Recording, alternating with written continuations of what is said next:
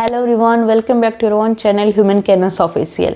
आज का जो हमारा टॉपिक होने वाला है CUET पीजी का, that is very very important topic and that is type 1 and type 2 error, जिसमें आपको CUET में क्वेश्चंस ज़रूर से ज़रूर देखने को मिलेगा, क्योंकि बहुत इंपॉर्टेंट टॉपिक है। हमने इससे पहले अपना हाइपोथेसिस का जो टॉपिक था वो देखा, उसी के रिगार्डिंग हम आज ये देखने वाले हैं कि टाइप 1 एरर क्या होता है हाइपोथेसिस के अंदर और टाइप 2 एरर क्या होता है हाइपोथेसिस के अंदर। So let's start today's video.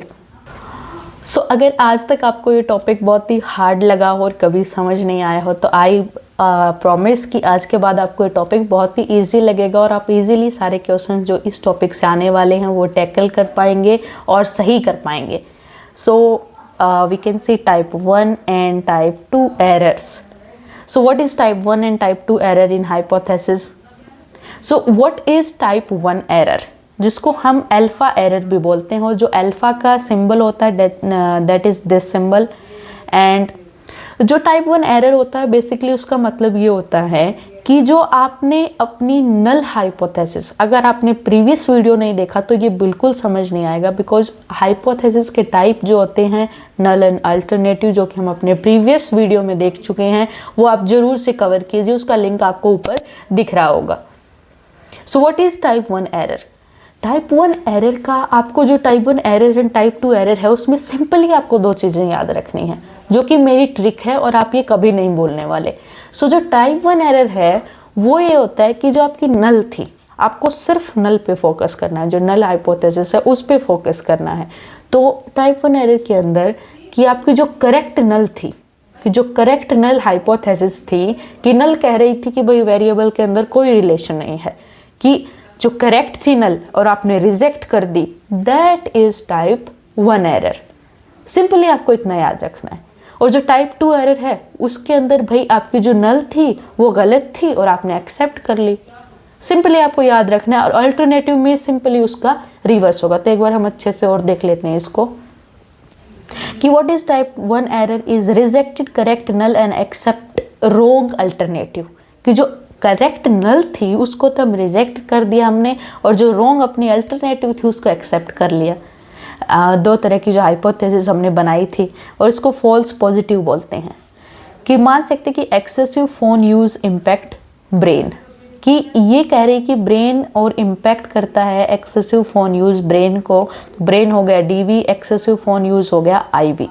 ये जो हमारी नल है वो कहेगी कि इन दोनों के बीच कोई रिलेशन नहीं है, और ये नल यहाँ पे सही है, लेकिन हमने इसको रिजेक्ट कर दिया, हमने नहीं मानी, हमने अल्टरनेटिव की तरफ गए और हमने कहा कि नहीं भाई इनके बीच रिलेशन है, और जो कि गलत था हमने एक्सेप्ट कर लिया। जो सही नल थी उसको क्या कर दिया, रिजेक्ट कर दिया। सिर्फ आपको नल का याद रखना है, अल्टरनेटिव में बेसिकली उसका रिवर्स कर देंगे। तो यहाँ पे करेक्ट नल को क्या कर दिया, रिजेक्ट कर दिया।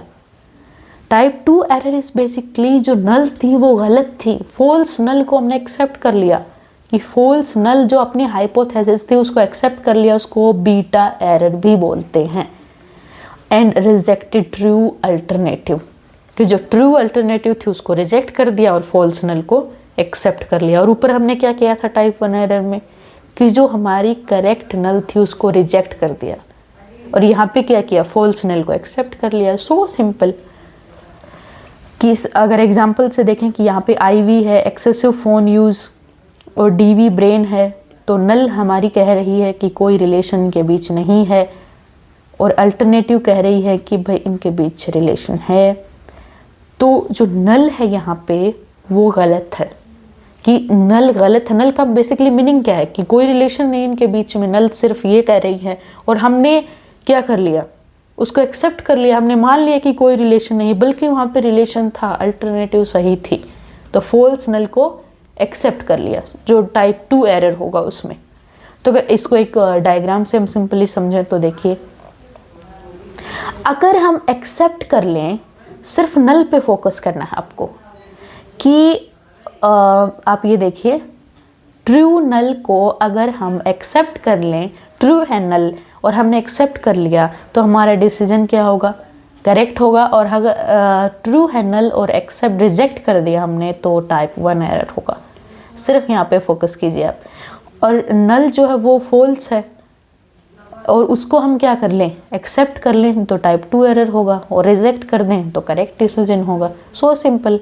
And when we say there is an impact, when there is no impact, that is probability या committing of type 1 error. Simply आप समझ सकते हैं कि टाइप 1 एरर कब होगा, तभी होगा जबकि हम कह रहे हैं कि वहाँ पे कोई रिलेशन नहीं है, हमने मान के रखा है कि वहाँ पे रिलेशन है, लेकिन कोई रिलेशन नहीं है, वहाँ पे क्या होगा, टाइप 1 एरर होगा. और आपने देखा होगा कई बार कि P की value, what is the value of P? P की वैल्यू इज सिग्निफिकेंस वैल्यू भी हम इसको बोल सकते हैं, that is probability of committing type 1 error. उसको हम P से, प्रोबेबिलिटी ऑफ टाइप 1 एरर, जिसको हम P से रिप्रेजेंट करते हैं, और ये P की वैल्यू 0.05 से कम होनी चाहिए. आप खुद अंदाज़ा लगाइए कि जो टाइप 1 एरर है, एरर की जो प्रोबेबिलिटी है वो कम से कम ही होनी चाहिए स्टडी में. अगर एरर की प्रोबेबिलिटी बहुत ज़्यादा होगी, कि हमने स्टडी कर ली, हम मान रहे हैं कि प्रोबेबिलिटी है कि इतना इतना एरर होगा, तो वो ख़राब करेगा स्टडी को. जितना कम एरर होगा हमारी स्टडी में वो उतनी अच्छी होगी. So this is type 1 and type 2 error. Basically आपको नल पे फोकस करना है और कुछ भी नहीं है. आई होप आपको ये टॉपिक बहुत आसान लगा होगा और इजीली समझ आया होगा.